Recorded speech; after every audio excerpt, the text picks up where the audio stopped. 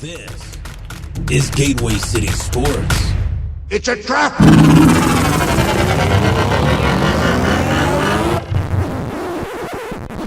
Oh, I'm sorry. Did I break your concentration?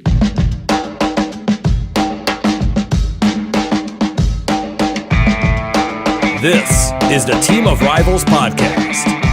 Everything you want to hear from the big sports to the big screen. He's all by himself, fires into the end zone. Caught! Touchdown! No! Vaughn into the windup and his first offering. Just a bit outside. He tried the corner and missed. Doesn't like you. I don't like you either. Time winding down. Michael for three. Yes! She is gone! I don't believe what I just saw! Go crazy, folks! Go crazy! You believe in miracles? Yes!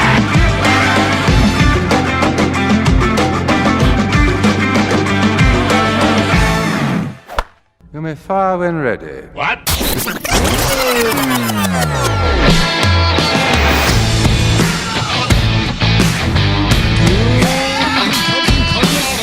It's Thursday, May 6th, and this is the Team of Rivals podcast, proud members of the Gateway City Sports Network.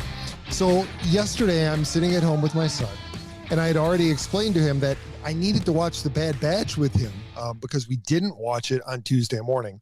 I needed to watch it by tonight because I knew that Ron and Elliott would want to talk about The Bad Batch. Sorry, baseball fans, but it was going to happen eventually. We're going to nerd out, so I'm just putting it out there right now. So anyway, the boy and I are just about to sit down for dinner, and I get a text from Ron. Pete, don't you dare tell us that you're not going to watch Bad Batch by the time we get kind of mics tomorrow. It's going to be irritating. You better watch it by then, buddy. So I don't know if he can't text or if he gave it to Siri to try and transcribe, but one long run-on threat from my good buddy Ron. Ron, Elliott, you guys will be happy to know that I stayed up late last night so that I could get Bad Batch in. It's all good. We can talk about the show. But before I throw it to you guys, just know you can follow us online at teamofrivalspodcast.com. We're on Instagram and Facebook at Team of Rivals Podcast, and we're on Twitter at Team of Rivals Pod. For those of you watching us live, hit the like and subscribe buttons and be sure to ring that bell on YouTube so that you receive notifications anytime we post new content. And finally, joining me for tonight's show, permanent occasional guest host, Elliott Dewey, and number 48 in the 2020 edition of the Top Cards on Twitter, Ron Nuttall. Gentlemen, it's good to see you again. We live in a world, boys, where the Chicago Bears have a future quarterback. Last week was not a dream. It still hasn't sunk in, has it? No. It hasn't. I don't think it's going to sink in until that first pass that's going to just drop into Allen Robinson's hands for a TD, and it's not going to be overthrown. You set your bar so low, Elliott. I know, right? An accurate quarterback that can make a pass more than 20 yards downfield.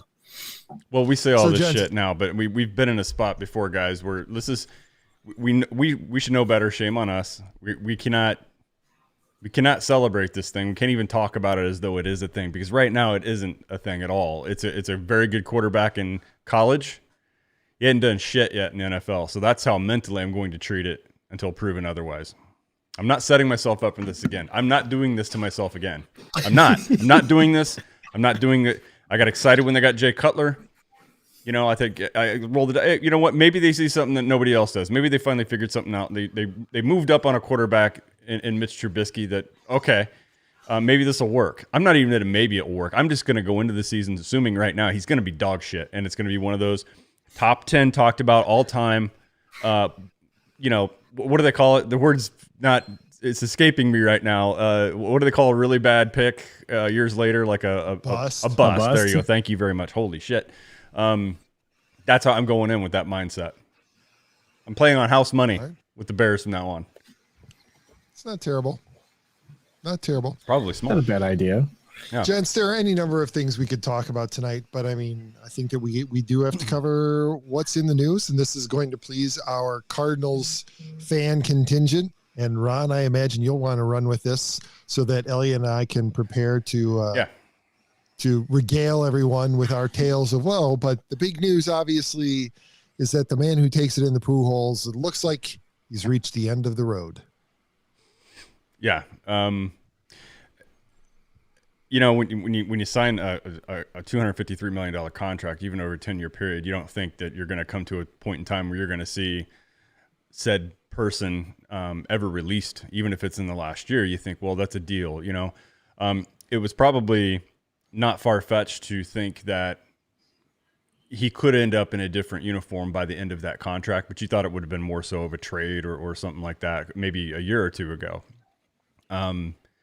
It is a little surprising, and I'm sure there are reasons of why it was done, and I'm sure that people have already written about it, and kind of the story is already out there. I just haven't caught it yet. But yeah, I was a little shocked. I was a little shocked when I think one of our mutual friends I got hit up by text by a couple people, and saw it all over Twitter. I actually had a notification from MLB Trade Rumors, so we found out really quick. But it is a surprise. I don't know what that means for his 10-year personal services contract beyond this. I don't know. I don't know. As the Angels organization, I don't think they need it from him. I don't think it holds much value in their fan base. I think that in 15 years, 10 years, he's going to be a very forgettable player as an Angel to Angels fans.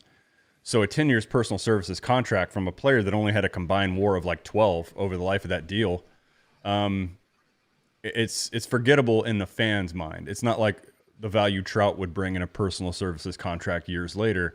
So it's a shame. It's a shame that it didn't end up that way because, you know, gosh, I mean, you look at the comparison of his first 10 years in St. Louis, 11 years in St. Louis versus what he's done in Anaheim. It's like a completely different player.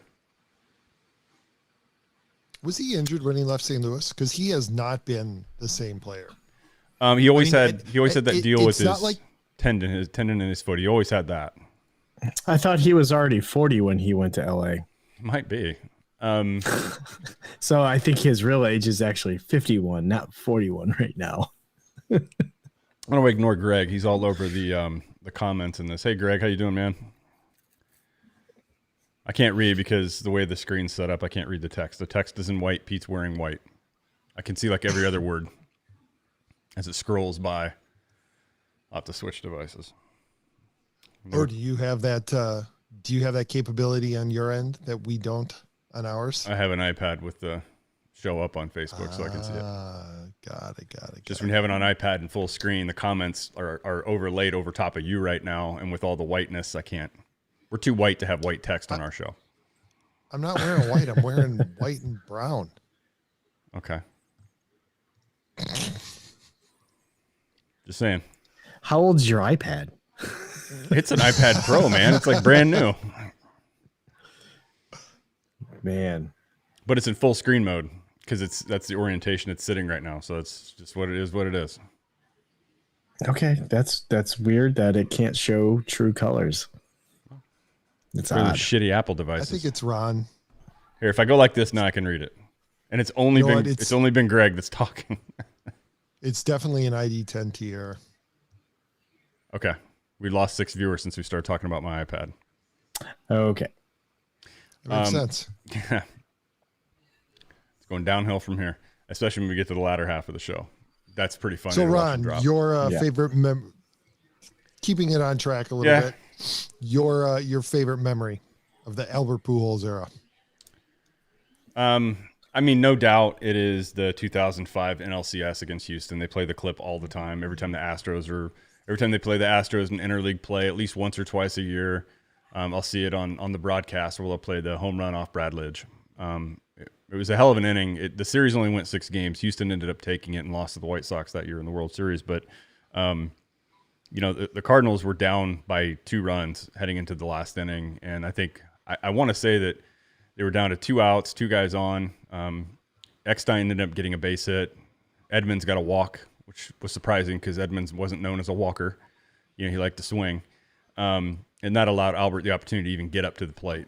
It's one of those things, we all kind of resigned to that. Like, as is it. This is, they're gonna go pack and they're gonna be. It's a lot to ask to overcome 2 runs in the bottom of, in the last frame against a closer at that point in time. Brad Lidge was, lights out Lidge, right? That was his nickname. He was dominant, and he thought, man, this is a lot to ask. Having 2 outs and nobody on to get a kind of a 2-out rally started to even give him a chance to get the bat in his hand.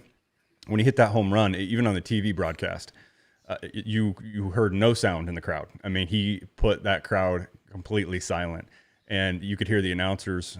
They flashed over to Andy Pettit in the dugout, and you could see him mouth, "Oh my God," because he did. I mean, he killed it. He hit that thing above those train tracks, and it was amazing, and it was a shot in the arm. Now, they ended up losing the series, but out of all the good memories I recall of Albert's career, that's the highlight, and it probably is to many fans. I don't know that I have a favorite or a least favorite memory. With Albert, I have a feeling, like he always seemed to come up at the worst possible time for the Cubs, and he always seemed to come through.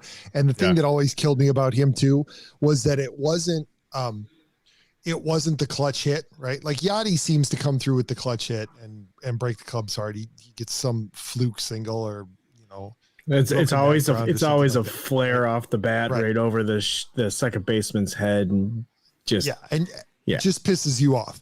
Yeah, Pujols would hit like the double that leaves a hole in the bricks at Wrigley, right, and would or crush one completely out of the stadium and just destroy your spirit to where you just want to go home because you know that the momentum has completely shifted and the game's never coming back. It was always like had that knack against the Cubs. It was always like a Glen Ellen Hill moonshot or something. Yeah, I would. That's what it felt like. I would think it is. I can understand that. We took it for granted. I mean, after 10 years of seeing that, you kind of forget, what that must be like to be a fan of the opposing club and just having this guy. It almost seems unfair. It's like.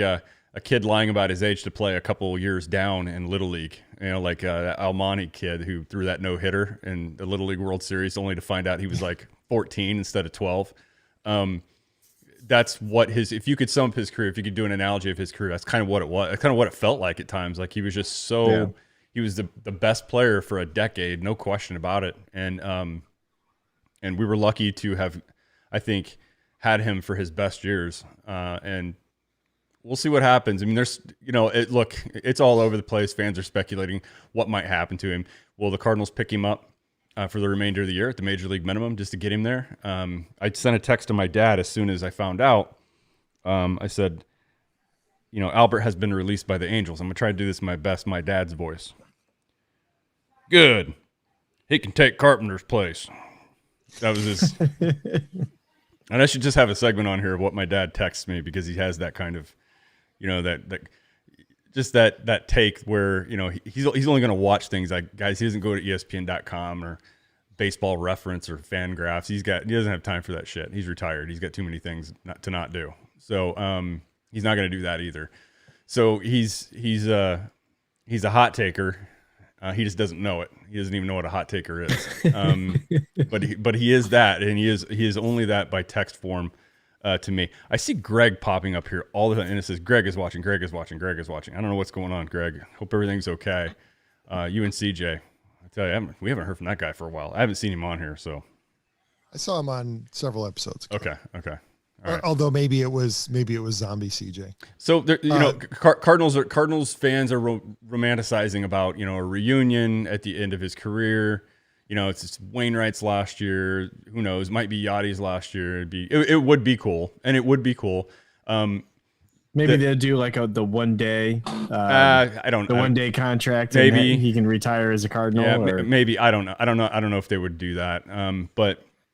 It would be kind of cool, and I've said this before, I think, on here, if there's any fan base right now that's going to attract fans, if Albert's going to attract fans in any ballpark, any stadium whatsoever, he's going to attract the most in St. Louis, right? He can go. I kind of think, for some reason, I'm kind of. He knows he can't FaceTime. FaceTime doesn't work. Braden, use the phone line. I can't FaceTime you to the board. He's not old enough to know what a phone line is. Yeah, that's true. Cell call, Braden. There we go. Okay. So I've got to hook him up to the board here in a second. He probably can't hear anything. But I thought it's more likely he ends up somewhere like the White Sox with the injury to Luis Robert. Tony La Russa is managing that team now. That's like... Is he though? Is he managing that team? No, he's just in the dugout. We can get into that later because he also forgot about the guy starting out on second base rule. Yeah. So he might be slipping, but Albert's still his guy. That's still his player from his time managing, and they have a DH in that league, and they have a key injury. So if it makes sense anywhere, it probably makes sense in Chicago in a White Sox uniform. But who knows? I'll kind of get you guys' thoughts on here while I try to wire this kid in. Well, if I'm Albert, I take what's left of my contract because even though they're releasing him, they got to pay him. So I take my contract, I go home, put my feet up, wait for the call from Cooperstown. He may very well do that. He may do that. He's at the age. This isn't a fluke. This is a trend. He's not coming back. Statistically, he's not coming back. So, the memories that he's going to be leaving people with are already pretty bad. So why make it any worse as he tries to catch on with the new team? Yeah. I would just, if I'm him, I say, thanks for the memories. This has been fun. Mm-hmm. I'm going to you don't know those guys those guys are competitive though. And I know sometimes putting it down is hard. You're right. It's probably the right thing to do. But I don't think he's going to hurt his legacy in St. Louis, even if he came back in a very minor role, a bench bat. To be quite honest, they don't have a place for him. I feel like the Angels are the team that you go to if you just want to be totally ignored, because they have the best player in baseball there, and nobody gives a shit, and nobody talks about it. Well, that's partly his fault. That's partly his fault because he has no personality. He doesn't. He's a machine. Yeah, he is. He doesn't have much of a personality. So for advertising appeal or anything else, Mike Trout's not the go-to guy. I think the most noticeable thing he's ever got his name behind that I can recall has been like a damn Subway commercial or something. And no, nobody's lining up to throw dollars at Mike Trout to promote their product. They're lining up to promote guys like Fernando Tatis Jr. That's what people like Trevor Bauer who have that personality, who have that voice. Those are the people that are going to be doing that kind of thing. But for the Cardinals, the one thing it would, look, they don't have a lot of power threat off the bench. They really don't. They don't have a lot of late game pinch hitters that are much of a threat at all. Austin Dean doesn't really strike fear in anybody. Matt Carpenter, we all know that. We've talked about it enough on her. I have anyway. It wouldn't be the most awful thing in the world. And I think they could carve out a nice little role for him, and he might come up with a hit or two. And you never know what happens once he gets into a new dugout. I still think the likelihood of that is such a long shot, but it would make the most impact and buzz from just a fan base excitement and dollars brought in if Pujols were to come back even for a short term. And look, the financial commitment, we all know the major league minimum is all they'd be on the hook for, right? Yeah. He's already made his money. It could happen. I guess there's a chance. I think there are better fits elsewhere if you just think about it in pragmatic baseball terms. There are other places that can fit him in a lot easier, that being an American League team primarily. So, yeah, that's kind of where it's at. He'd certainly fill the seats, especially if they open up the amount of people that can be in there this summer. So, yep, absolutely. B, I know you probably want to get a word in on this. So I'm going to let you. So here's my thing. I saw a report saying that Albert asked for his release, and one of those reasons were he was unhappy with the playing time he was receiving. So this is where I think it's tough as far as him possibly going to the Cardinals, because if that is true, if that report is true, well, he's probably going to get even more or less playing time with St. Louis than the Angels. But Yachty made a post, saying it was. But he didn't really say anything. It was just a picture of him and Albert, and it had a thinking emoji. So you gotta assume Yachty's in his ear I'm sure Wayno's at least texted him. I know as far as for me, I would I want Albert just as bad to come back as I wanted Arenado to come to St. Louis. If I'm being honest, Albert's he's definitely top 3 for my favorite Cardinals I ever watched. Yet Yachty and Wainwright are probably 1 and 2 just because they've been there longer. Mm-hmm. If Albert would stay the whole time, he most definitely would have been number 1. But I love Albert. I don't know, I would love him to come back. I mean, yeah, the White Sox make sense, more sense from a DH standpoint, but you gotta think Albert hasn't had good numbers this year anyway. He's not gonna be a legitimate DH. He's still gonna be a DH every once in a while. Well, a bench bat. If playing time was his beef, St. Louis, if playing time is the reason he asked for, if that's true, and he asked for a release, and playing time was his major beef, St. Louis is probably not an appealing destination for him because he's not going to. We got a guy, I don't know it goes by Goldie, some weird nickname. He plays first base and he plays it really well. And there's no DH in St. Louis, so there's just not a fit. And it would be a desire for a little bit of nostalgia on for both parties to have any kind of reunion like that. Braden, I agree with you. It would be cool just from a fan standpoint. To see even a brief return, much like Ken Griffey Jr. spent a short stint back with Seattle right before he was done. It would remind us all kind of the same thing. I don't know who was in worse shape at this point in their career. Was Albert the more diminished player at this point, or was Ken Griffey Jr. by the time he went back to Seattle? Because that was pretty sad to watch from a distance too when he returned there. He wasn't even, you could argue he wasn't really even a shell of himself by the time he went back to Seattle. I don't know. For my money, I think it's Albert because it's been so consistently. It's been such a consistent slide, Yeah. Griff was still pretty good when he was in Cincinnati. He wasn't himself, but he still was effective. This has been. Yeah, you got to consider Albert the bar each of them Albert set, since right? He left St. Louis. Yeah. You got to consider the bar each of them set. So I mean, yeah, in this year he's a below a replacement level player right now, and he's got 200 batting. I'm just looking up his numbers there. He's got 5 home runs. He's still got a little bit of pop in that bat when he catches one. But yeah, of course. I mean, he's 42 years old, or as Elliott would say, he's probably 52. Elliott, you're on mute, right? Yeah. Does he have the loudest mute button of anyone I've ever heard? It's that damn Yeti, man. Pete and I had it too. It's a terrible mute button. It does the opposite of what. Oh my! It sounds like no. It sounds like you hit. I don't know, Pete. You describe the sound. You're better at that than me. It sounds like you banged your microphone directly with your hand.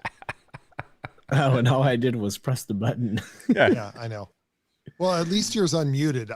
The reason I stopped using mine was because when I would hit the mute button, it would take me forever to get the mute off. So. Oh, yeah. Yeah. Well, I gave mine to Braden. He's got my old Yeti, my original mic. Nobody's here to talk about the microphones.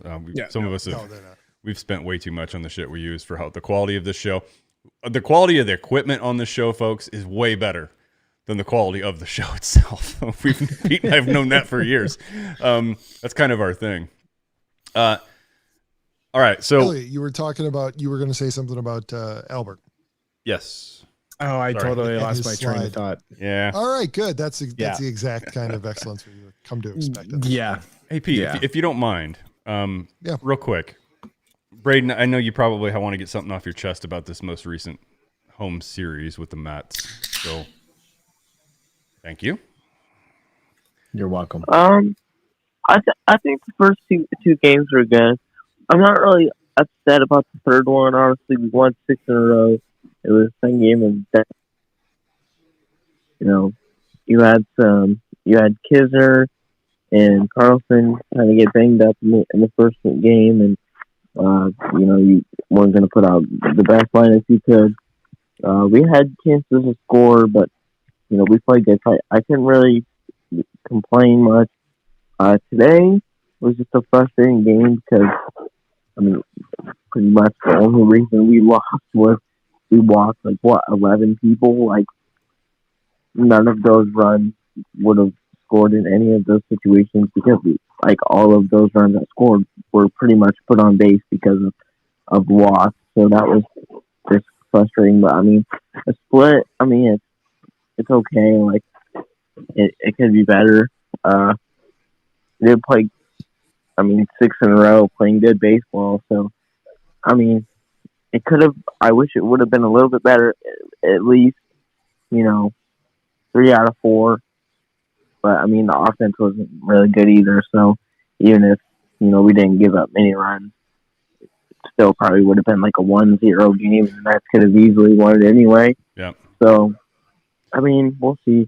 Well, you always hear me say this, that whenever your offense puts up 1 run, I don't care what the other team scored. If it's 20 runs or 4 runs, your offense didn't show up that day. And the day before they only put up a pair, I think. And you're not going to win that many games. So I don't hang this one on the pitching today. I do hang it on, the hats off to the other pitcher. They only gave up 3 hits. So I can't quite go 3 hits, 3 goddamn hits. That's all we got. But it's 3 hits in a game. You're not going to win many baseball games doing that. So It's a series split. Cardinals find themselves in first place. They're 4 games over 500, a lot better than state they were. Thank God for the Pirates, right? But I want to shift gears a little bit here. While the Cardinals can claim, hey, sweep over the Marlins, sweep over the Pirates, your Cubs did something none of you would have expected. If I would have bet each of you $200,000, you would have confidently placed that bet that the Cubs would not end up sweeping the Dodgers. However, they did. So I'm going to turn it over to you guys to talk about this series a little bit because it is a little surprise. Do they have a little bit of life, guys, or is this the Dodgers aren't playing that great? Almago still struck out a record 88 times in the 3-game series. So I'll kick it over to the Cubs fans for a second. I don't know about you, Pete, but when I saw that it was Clayton Kershaw, Trevor Bauer, and Bueller, I was like, this is going to be a shit show. If we can get 1 out of 3, this will be a good series. And if they don't strike out 15 times each game, it'll be a success. I did not see this coming at all. I did not see. I mean, the at-bats were good. The bullpen was the bullpen for a couple of games, but super surprising for sure. Yeah, I think they were. I think they were helped by the doubleheader rainout, right? Mm-hmm. Forcing it into a doubleheader. I think that probably put the Dodgers on their back foot a little bit, but it's not like doubleheader sweeps or something the Cubs have done recently. I think right. I saw the last time was 2015 or 2016. Yeah. But the Cubs are in the same position. They're also getting pushed back. They're also playing the same game. So yeah, no, you're right. But it probably gives the home team a little bit of an advantage. Yeah. And as momentum builds, right? So you win the first game, and then you got to come back a couple hours later, and you got to play the second game. And I think that they just kept chipping away. And I think honestly, the big surprise was the way that they showed out against Kershaw. But this is the thing that we've talked about a lot. That the Cubs offense is so boom or bust. And they are absolutely capable of breakouts like this. They've done it a lot already this year. Mm-hmm. They've had a bunch of huge wins, but unless I'm mistaken, I think they have the most times being shut out already in baseball. I think they've been shut out as many times already this year as they were last year. Now, granted, last year was a shortened season, but still, this is a boom or bust offense, and this is what's going to happen. And if you catch fire at the right time, this is a team that can beat anybody, but it's also a team that can get embarrassed by the Pirates. Yeah. And I think the surprising thing was that they did this short without Nico Horner, without Ian Happ. Not that Ian Happ has done a ton this season. I mean, he's certainly regressed, but the kind of the standouts that we've seen is been from Matt Duffy and Jake Marisnick, who have been super solid when we did not expect these guys to be that, especially Matt Duffy. Matt Duffy has been a very great contact hitter this season so far. And I feel like without those guys, the team isn't doing this well. I mean, obviously, imagine getting to a point where you said, "Thank God for Matt Duffy." Yeah, absolutely. I mean, how well's your season going, right? Like, right. I mean, the guy is hitting just over 300 now, and his on base percentage is about the same. I think it's is it 297 or is it almost close to 400 or 397? I mean, it's somewhere. I mean, it's really it's a good on base percentage. It's closer to 400 is probably what you're. Yeah. And then, but well, I don't know. This day and age, on base percentage doesn't mean shit. It's how well you hit the ball. No, 3 times out of 100 you hit it, and that seems to. That's true. That seems to fire up Twitter, Excel, analytics fans. Yeah. Sorry, they don't use Excel. I know. I love saying that because they get pissed off. We don't use Excel for our analysis. Okay. Well, actually, so to that point, Ron, this, if you watched last night's game, and I know you did, or at least you watched the early part of last night's game, because I saw that video, and I got to tell you, waking up this morning and seeing that post after having watched what happened with the game, that made it all that much sweeter to have watched you. When I look up and see a game against the Dodgers, and I was watching it between the Cardinals doubleheader. There was about 45 minutes between it, so I just kind of flipped over to have something on, and I admittedly I went back and rewound. I had it on MLB TV, so I go back and rewind it. I'm like, boy, I should have had my camera out watching that just in case he struck out. I had a feeling he might, and he did. And then you see the opposing teams, the Dodgers. You're like, Cubs probably gonna lose this game, so this will work for me. Yeah, of course. Of course. But the point I was going to make, and I said a little bit about this before we started, that 11th inning proved our point, like the point that we've made, right? So the Cubs start out with Wilson Contreras at second base, and they've got Jason Hayward and David Bodie coming up to bat. Mm-hmm. Both of them strike out in what looked like pretty much uncompetitive at bats. Yeah. Clearly weren't seeing the ball well, didn't make good contact. No. So then Matt Duffy comes up to the plate and he hits a first pitch single into center field, scores the first run. And then he steals second base. And without Tony Walters. Yeah. And then Tony Walters works a walk. And then Anthony Rizzo comes up, gets down 0-2, fouls off a couple of pitches. And with his B hack, apparently the only person on the Cubs team who has a B swing, he pokes the ball to left center field, scores the winning run. And it's exactly what we've talked about for how many months. The two guys who were trying to end the game with one swing struck out, and it certainly looked like the game was going to be over. And the three guys who all they were trying to do was get on base. All they were trying to do was put the ball in play. They were the ones that won the game. And by the quality of contact, none of those were particularly good at bats as far as what the stat heads would measure them by, right? Rizzo's was bounced off the ground almost immediately. Like he drove it right into the ground. Yeah. He just hit it in the right spot. And Duffy's was a line drive, but it probably had an exit or a launch angle of maybe 5%. So it's not like either of them was particularly well struck. The stat heads would have hated those hits. No, and they would have just called you out for saying 5%. They would have said it's 5 degrees, Pete. Fine, whatever. But in those three at bats, the Cubs hit 1,000. Yeah, and drove in 2 RBIs. But that's batting average, Pete. That sucks. You can't use that. I know, and the Cubs won because of batting average and RBIs, and not because of WOBA or BABIP or go fuck yourself. Oh yes. So there you go. You want an exciting game? You go do exactly that. In fact, that happened in my son's Little League game tonight. They got blown up by probably what's the best team. You guys don't measure exit velocity on machine pitch? The hell's they were wrong losing 12 to no. It's kid pitch. Oh, is it? They were losing 12-0 in the bottom of the 5th.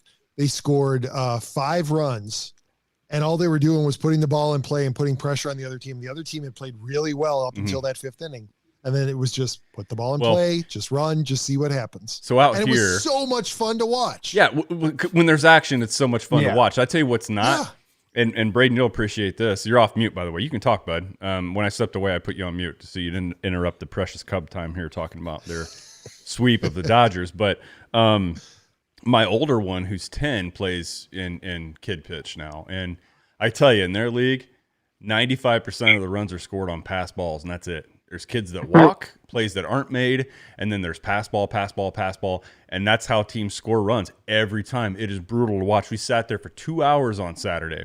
It took 27 minutes for one inning just so the other team could get to their 5-run limit and mercifully turn the inning over. I mean, it's I actually got more fired up about league rules than I do Major League Baseball rules, and we should stick to that. I'll get back to that in a minute. On this kid pitch shit, they really should limit it to like 1 run on a pass ball, and the rest of the kids just have to stay at third. It's just, it becomes, you see the coaches switch from playing baseball to playing that strategy, where we're a team that takes walks and we run on everything that gets by the catcher, and that becomes their sport, and that sucks, man. It's not about that. This is 9-10 age group. Okay. Sam is 10. Yeah. And so, he's a catcher. So he actually is which it surprises the shit out of me. He's catching and he loves catching. And I'm like, wow, his build and his demeanor doesn't really, I would have said, okay, Sam's going to be a second baseman or something like that, but he's taken to catching and that's his thing. He loves it. Yeah, we're not going to go there. Nope. B, you were trying to say something. Sorry, I completely swallowed Braden because he was trying to talk. Go ahead. Well, I just laughed at. See, that's the thing that just makes me mad is you got those, coaches that their whole life is little league. And, oh no. And they'll run on things like that. Uh-huh. That's just ridiculous. Oh, you missed my rant on the coaches last week. Yeah, well, let the kids play, but even high school, it's ridiculous as far as like parents with umps and stuff. Because I was doing the scoreboard for the high school game last night, which I didn't get to announce because the coach is like the most unorganized person on this entire planet. And didn't have a microphone up there, and there was people doing a broadcast for radio station. Announce a game, and he didn't have a microphone. So you get like a soccer cone and just scream. He didn't tell me that these people were going to be broadcasting the game for a radio station. Oh. So I couldn't announce the game anyway, as far as lineups and things. I can't interrupt the whole broadcast. So I was doing the scoreboard, and don't get me wrong, the ump was god awful. He literally called it fastball right down the middle of the ball, and he was terrible for both teams. Was it Angel Hernandez? Was he in Clinton, Illinois last night? There was parents though that were like up to the fence, like trying to claw this man's eyeballs out. It can really get ugly on. Yes, we're not here to talk about Little League baseball, but yes, I mean it can get ugly on many fronts. It's just really amazing. People can be so pleasant in their daily life, and all of a sudden they get on any kind of athletic surface and just become just idiots. I mean, to be honest with you, and Pete, you hear me talk about it all the time. You probably hate it, but there's just some people that lack that social mirror that goes, "This is what I must look like to people." And they lose sight of it, and like, I look like an ass. Like, something should register in your brain. Like, I really shouldn't be behaving like this in front of other people, or even privately. Self-righteousness. I guess so. Self-righteousness. They get so caught up in making their point. Yeah. That everything else gets overridden. Yeah. Well. Anyway, did you guys see Angel Hernandez's performance? His latest. Oh my God.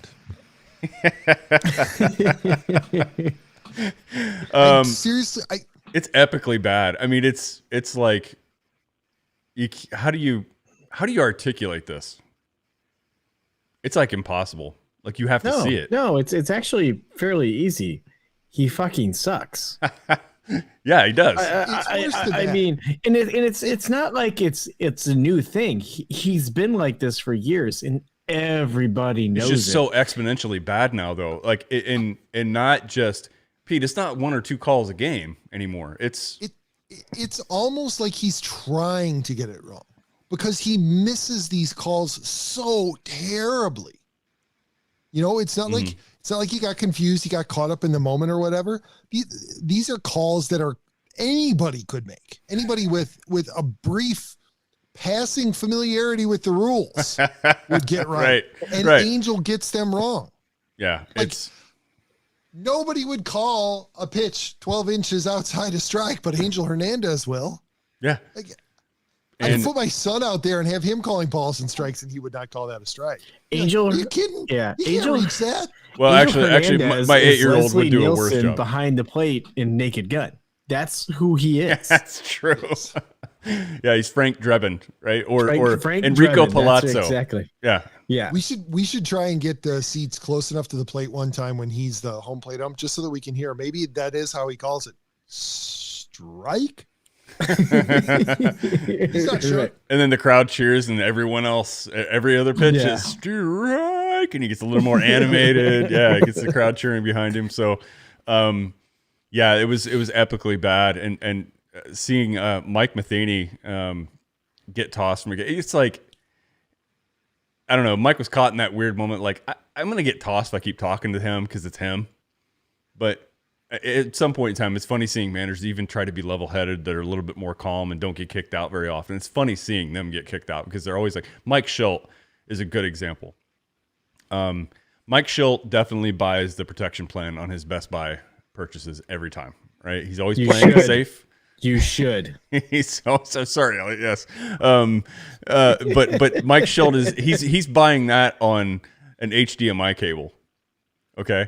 Like he's doing that. Like he definitely has security for his home. He probably has a couple different services doing security on his home. But seeing him get kicked out of a game, you always wonder that struggle in there. Like, do I do this? It looks some guys get kicked out really well. Joe Girardi, a couple weeks ago, we talked about it last week. Yeah, like that's an art form. Lou Piniella was an art form. There are some guys that are so uncomfortable getting in that position. It's actually entertaining to watch the discomfort just take over, and they get tossed. And they don't even get their money. I would love to know what some of those mild-mannered guys say that gets them tossed. You know, because you totally get it when it's Joe Girardi or Lou Piniella. Like, you know, you're going to hear expletives. Yes. It's everything. It's expletives. It's questioning their manhood. It's insulting their mothers. Like, it's all of it rolled into one, right? Right. Like Mike Schilt comes up. Excuse me, sir. I do think that you missed that call there. You see, it doesn't differentiate between stepping on the base with his left or his right foot. Either one is acceptable in order to be safe. And then he gets somebody who's as thin-skinned as Angel Hernandez, and you're going to get tossed. Yeah. It doesn't matter. Or C.B. Buckner is another one. Joe West. We're probably completely wrong about this. He's probably out there with what it appears to be a pirate mouth. He just doesn't get as animated. And yeah. He's calmly telling him, and you can go tell your mom to go fuck herself. That's right. Listen, if you throw me out right now, Angel, I just want you to know that I'm going to take the extra time I have tonight, and I'm going to. I can't go there. Earmuffs. Your son's on the phone. Earmuffs. Yes, my son is on the line still. Here we go. Pete, you ready for this? I think we're at a good point here where we transition. It's a transition time, folks. All right. So for those.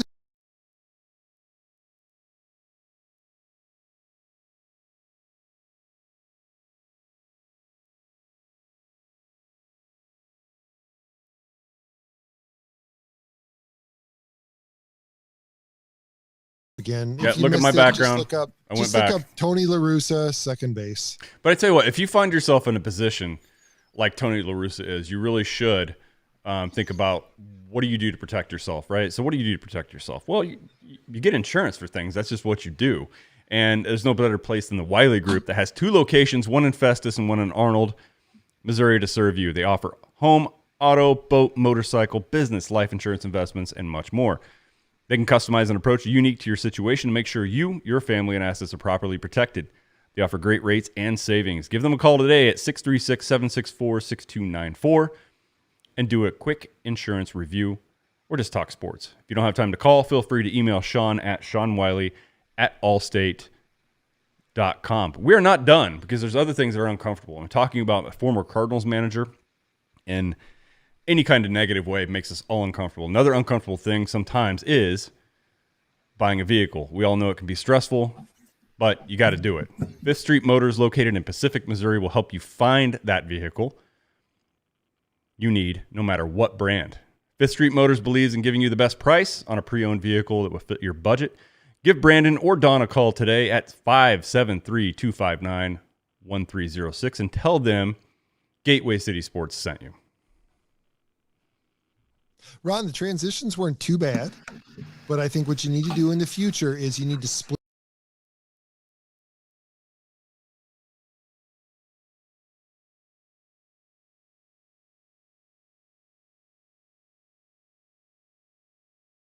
note for the future. Oh no, they're getting it. They're getting it again. They're getting it, and they're getting it good and hard. That's right, twice. All right, beautiful. My son has no idea what you're talking about. So, okay, Pete, lead us into this other thing. I didn't really care so much about what we're about to talk about when it was announced, when it was talked about. It was another animated thing, and all of a sudden, I find myself, wow, we're right back in that moment that we all loved. That we were talking about at the end of the Clone Wars season. Braden, I want you to stick around if you can.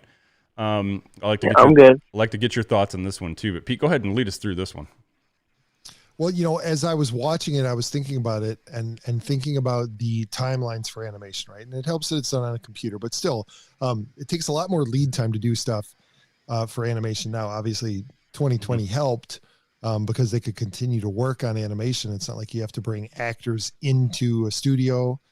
You don't even need to bring them in to the sound booth. They can do all the recordings at home and submit them. But so I was watching it, I was thinking, this has been in the works for a while. You don't just spit this out because of a positive response to the Bad Batch that was released in the fall, right? This has been in the works for a while, and I thought about it, and I very, very well may have been at the genesis.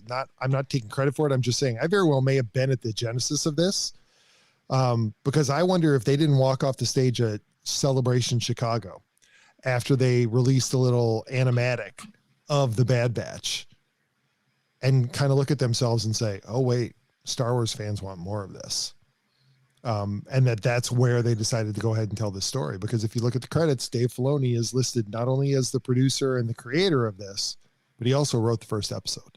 And he was obviously there in Chicago. So I wonder if they didn't get the notion that they were going to move forward with this after Celebration Chicago in 2019. But yeah, on Tuesday morning, it dropped. Star Wars Day, how appropriate. The Bad Batch, the continuation of the Clone Wars. And I had a great little exchange with my son when I told him it was coming out on Tuesday. Mm-hmm. And he said, wait, the Bad Batch. So is it its own series? Yes. Or is it the Clone Wars? Yes. Which one is it, Dad? It's both. Yes. But it's neither. Yeah. Dad, what are you doing? Just trust the process, son. Trust the process, right? He hasn't seen it yet. We're going to watch it this weekend with his grandfather because there's another episode up, obviously, that drops tomorrow. Mm-hmm. But I watched it last night, as I told you guys. I jumped on. I got it in time. I loved it, and I wonder if they're going to continue to do it with the logo. But I loved the dissolution of the Star Wars Clone Wars logo into Star Wars The Bad Batch. Yeah, I thought that was appropriate as well, because I mean it is a spinoff from the origin was the Clone Wars, and we know that Bad Batch, the Bad Batch episodes were done a long time ago. They were done before, or they were in the works of being made before Disney officially took over, and that whole last season got canceled, and they released an animatic version of the Bad Batch, I think, online before it showed up in that last season of Clone Wars, right? So you got a little taste of it. And I mean, it might have been some things that changed, but yeah, I like that. I like the way they did the logo treatment at the beginning. I thought that was really cool. The thing I think about the most, and when the episode started, it went right into another overlap with what happened at the beginning of Revenge of the Sith, and then, well, actually more like the end, right? The last third of Revenge of the Sith is when Order 66 was cut. They overlapped it again, which I thought was great.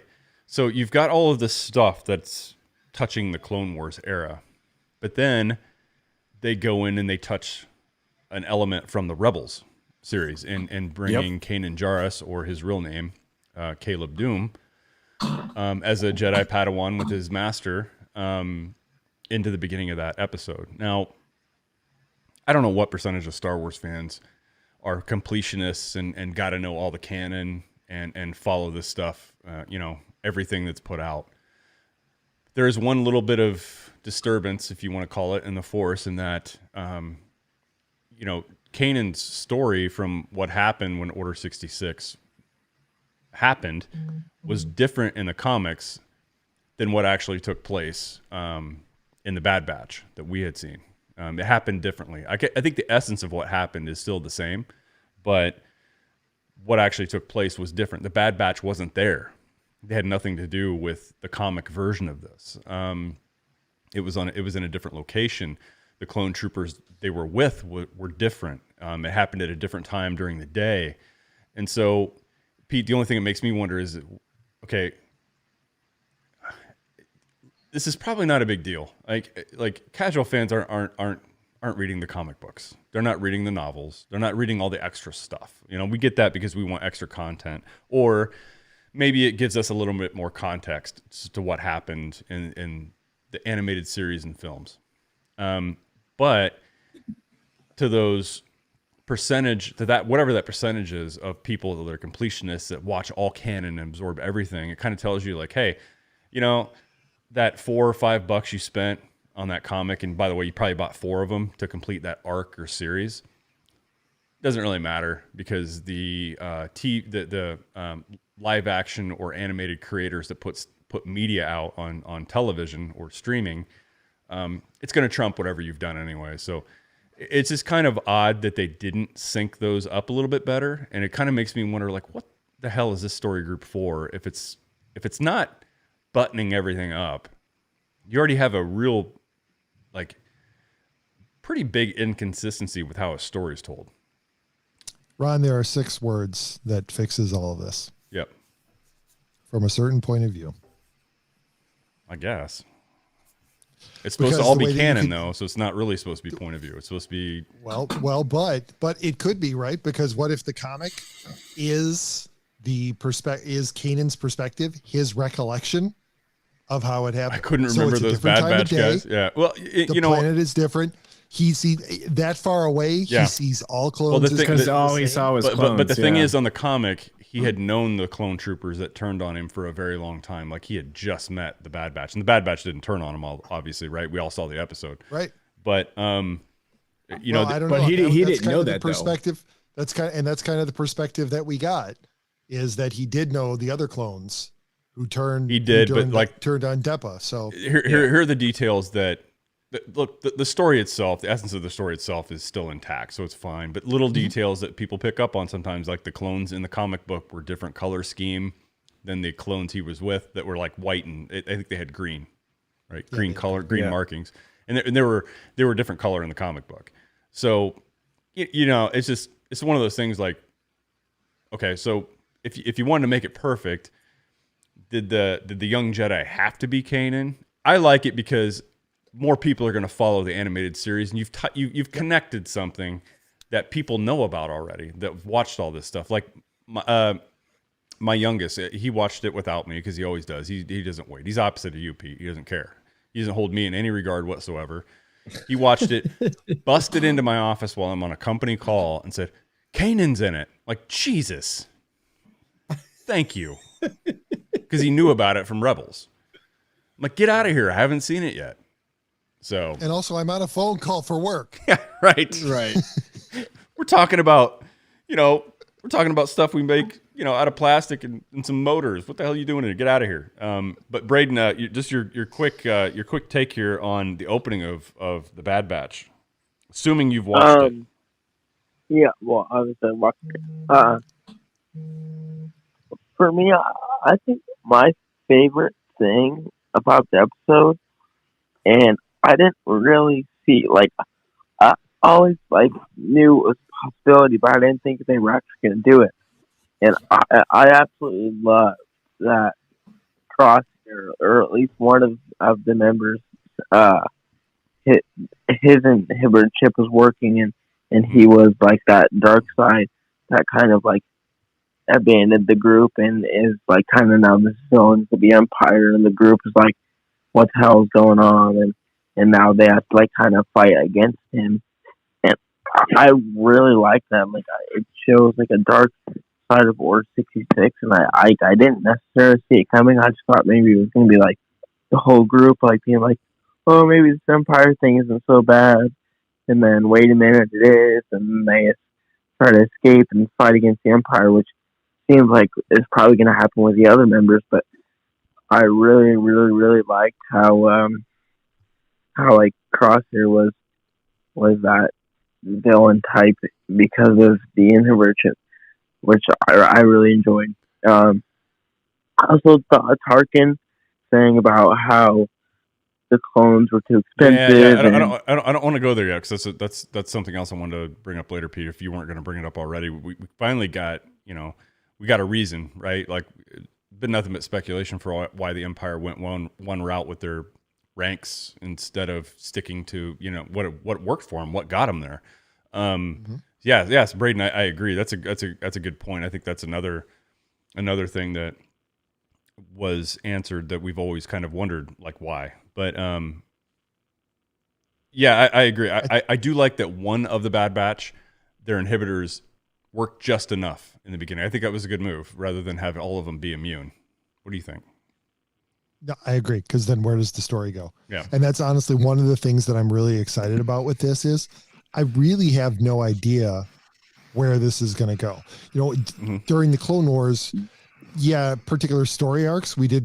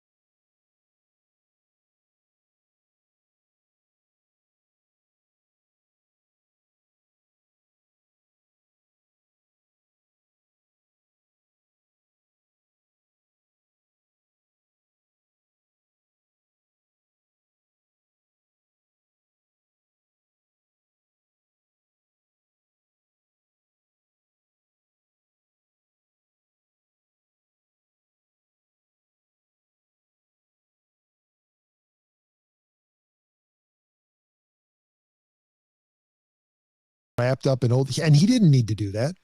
No, he could have started absolutely 15 minutes into the episode where he did, but that was a little bit of fan service and a little bit of, I left this bit undone and I'm going to wrap this up so that I can move forward because I want it done just as much as the audience does. Yeah. I thought it was beautiful. I do too. And a character he created for a different series, like you got a window into that moment when it all happened. You understand why Kanan has reservations about clones and why he had such a difficult time with Rex, in the Rebel series. That it appeared to him from his point of view, they were after him. Even Hunter, who was trying to just reason with him at the end, and actually trying to help him. The optics of that, at least through Kanan's eyes or Caleb, this guy's trying to trick me. He just his brother. Yeah, because every time the guard starts to come down, Crosshair takes another pot shot at him. That's right. Yeah. So I do like that one of the clones that the inhibitor chip didn't work. It actually got worse at the end, right? When they cranked it up. Tarkin cranked it up on him. Is it possible? It is interesting though. Going back to Camino and kind of seeing the decision to Braden's, what he was alluding to earlier, what he led us into, and that was the Empire's real reason was cost. I can recruit these people, and it cost me half as less than what it costs to pay you to develop them and to fast track them. And there was another reason. I think Tarkin had didn't really like clones anyway. At least that's what you heard from one of the I guess the fourth or fifth mutated clone, which ended up being the little girl, which I don't even know what to think of that yet. I think that's a story that'll play out later. I think that's what half the story is going to be about, is either protecting her or finding out about her. And, Well, I'll tell you what, they were always saying that, the Bad Batch was going to be charged with protecting some young person or being or thing. And of course the internet goes wild and says, oh, it must be Grogu, must be Baby Yoda. They're trying to usher him off to safety, rush him away from everything. And so everybody's thinking that.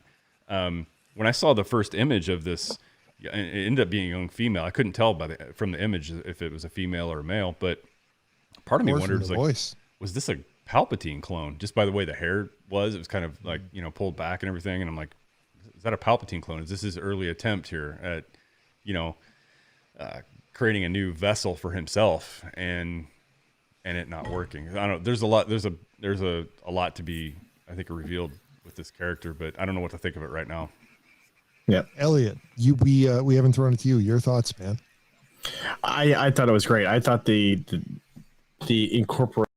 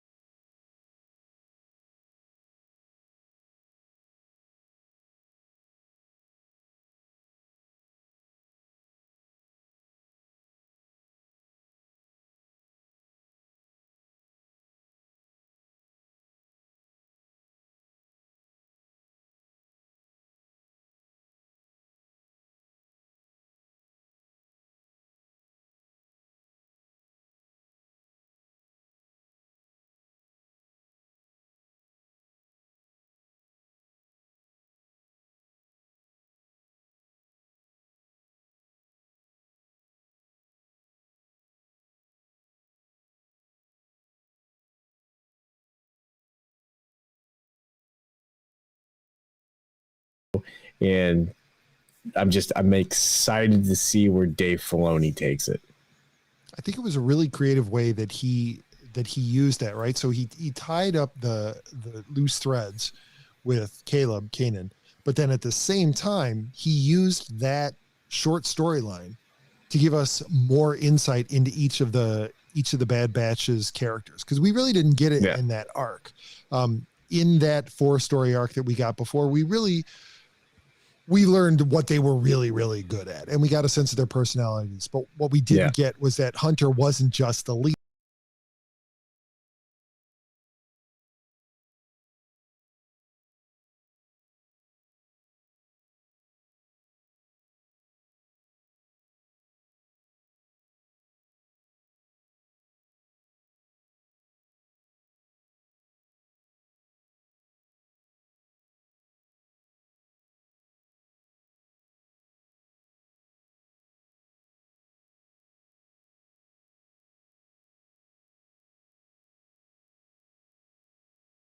Effort doesn't succeed, well, then he doesn't really know how to follow through after that. Right. You told him to stop the other clones. If they came, they came.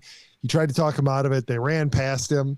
What was his response? It wasn't to try to stop him or anything. It was just like, they got past me. Yeah. What am I supposed to do? Right. I may not be a smart man. Right. So he's not the brightest bulb. And can we just he's the muscle. Can they just give D. Bradley Baker the Emmy now? I mean, No seriously. kidding. I was reading an interview. He does all the clones' voices. All the voices in a take. It's not like he does all of Wrecker's lines and then he has to take a beat and he switches over and does all of Crosshair's lines. No, he's bouncing back and forth from clone to clone to clone. I don't know how he keeps it straight. That's amazing. No, it really is. And you can definitely tell when he switches over to Echo. It's Echo is more Clone Wars style of dialogue, right? And just I guess just the way Echo talks is so different than Hunter. It's so different. Obviously, Wrecker is pretty unique, but there's a more sinister version when he goes to Crosshair, right? Even before even before Order 66, there was just a more sinister sound to his dialogue and his voice. So yeah, I agree, Pete. I don't know how the hell he does it. I would have to do one at a time. Yeah, me too.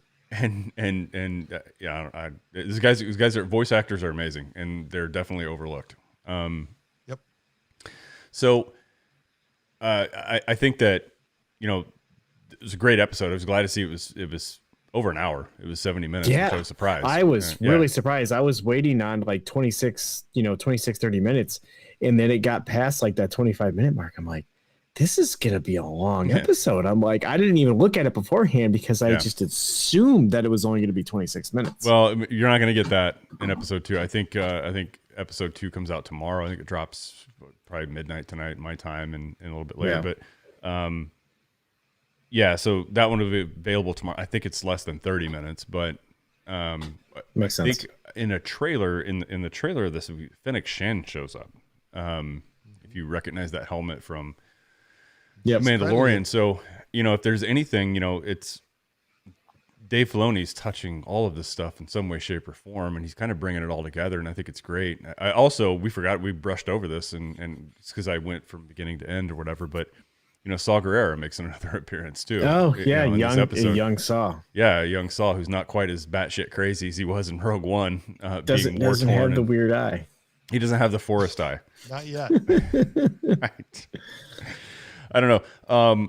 I don't know what to really take. Inevitably, we're going to we start getting in the middle of this series or into the thick of it. We're going to run into episodes where there's going to be, there's going to be some filler stuff in there. There's going to be some things that aren't quite as emotional. But, once again, we overlapped Revenge of the Sith. We saw the speech that, the Emperor gave when he reorganized the Galactic Republic to the Empire. We saw all of that play out. But from on Camino, the view, what did it look like from Camino, right? And so you imagine other places in the galaxy saw the same type of thing, right? A hologram talking about this kind of stuff, but it was sound lifted directly from Revenge of the Sith. I mean, same lines, same thing. And I like how at the beginning too, when they were showing the preview, right? Like they kind of kept that Clone Wars voiceover at the beginning, what was taking place, and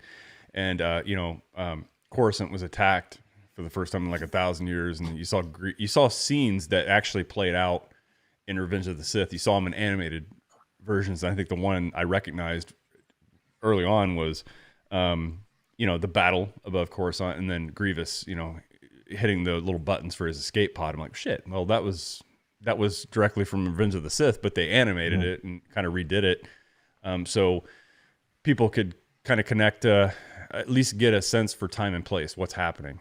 And I think they did a great job of that, just like they did in the last season of the Clone Wars, where you heard, as Ahsoka was standing on the bridge, you heard, the dialogue from scenes we were all very familiar with from Revenge of the Sith. So it was really cool, really cool way to, I think, introduce this show, and interested to see what kind of significance it plays in the overall story. Yep.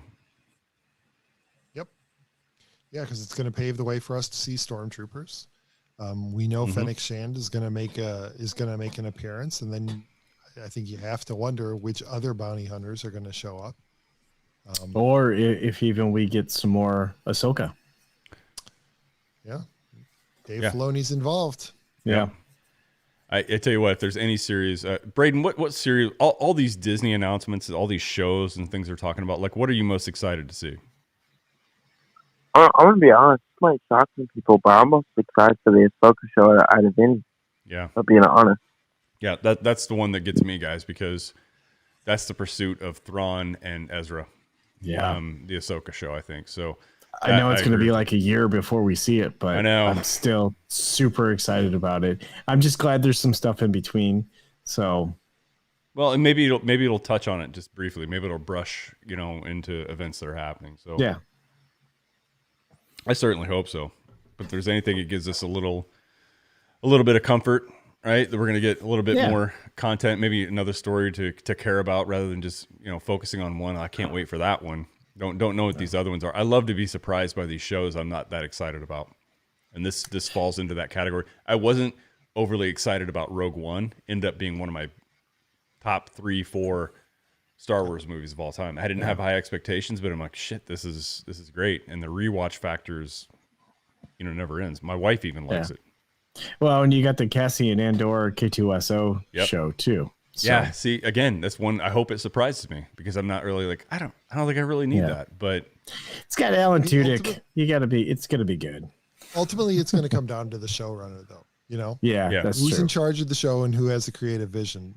And hopefully they're listening to Filoni and Favreau and not Hidalgo, because I think that's gonna make the difference as far as where it lands. And speaking of showrunners, gentlemen, I did listen to you and I finally caught up. And over the weekend I binged the other Disney Plus offerings. So I watched WandaVision. I watched Falcon and the Winter Soldier. If there's a movie Hall of Fame, I mean, Kevin Feige is clearly a first ballot Hall of Famer, right? Yep. I mean, has he taken a misstep since he's been put in charge of Marvel? Not really. I really liked WandaVision, but Falcon and Winter Soldier was just it was more in-depth character than I thought we would see. I was so disappointed that there weren't more. I'm like, is this it? Is this the season? Like, come on. The 6 episodes. Yeah, I mean, it's to set up the next Captain America film. Yeah, I totally wanted more of it. Now, I will say my only knock on it is the uniform at the end. I agree. It's just like, really? This is not a very cool look. I can get by that. That one detail won't hang me up. I liked Captain America's suit, and here's why though. You might be thinking, like all white. That's kind of weird. Like Captain America's usually like all white suit. Why is it like a Fortnite character or something? I mean, but it actually makes sense because if you think about it logically, when John Walker was Captain America, his suit didn't have any white, and the white in the American flag represents like innocence and freedom and whatnot. So when Sam gets the suit back, it's like Captain America's back. That innocence and that truth is back compared to John Walker when he had it. You could tell he was more of the bad guy. Since that white in the American flag was gone. So you might not have known about that detail, but now that he's U.S. agent, you can notice that there's no white in that suit again. Yeah, representing he's kind of like that bad guy. So that's why I liked it. I really grew to empathize or sympathize with that John Walker character, right? Like what a role to try to inherit, and then like you're not living up to it. Physically you can't live up to it, and so you try to take a shortcut, and it doesn't. You're almost cheering for him at the end. You are in that last. But I tell you what, the first glimpse we saw of him in that episode 1, he has the most punchable Avenger face ever. Like that look he gave, that little wink and smile, like you wanted to. You mean like you should pull his underlip over his top lip, and you just want to punch it. Yeah, just everything. Yeah, I will say that about him, but Like, Pete, where you're saying there's all these shows that they're talking about. We take it with a grain of salt when it comes from Kathy Kennedy and Star Wars, right? Like, they announced all these things, and if you're a betting man, you're probably like, we're going to bet that half of them see the light of day and the other half won't. But Obi-Wan, I can't. That might be the one that rivals Ahsoka for me. But we'll see. We'll see. That one's supposed to be extraordinarily short too, right? Yeah, it's only going to be like 4 episodes or something like that. But anyway, they got to put all this stuff. I mean, I guess if you throw 10 things against the wall and think 5 of them will stick, I guess that's what you call insurance, right? Yeah. So insurance is an important thing that to all of us. And so look no further than the Wiley Group that has 2 locations in Festus and Arnold to serve you. They offer home, auto, boat, motorcycle, business, life insurance, investments, and so much more. They can customize an approach unique to your situation to make sure your family, and assets are properly protected. They offer great rates and savings. Give them a call today at 636-764-6294 and do an insurance review or just talk sports. If you don't have time feel free to email Sean at SeanWiley@allstate.com.